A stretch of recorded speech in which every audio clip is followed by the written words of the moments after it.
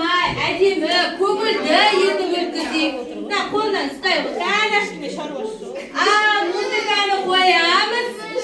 Музыка қойған кезде сендер мына жерде билеңдер, жарай ма?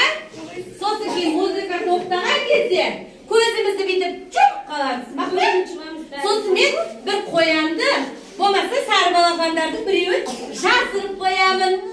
Кім екенін бұлар бәрібір таба алмай қалады. Сонда да көрейік. Билейік,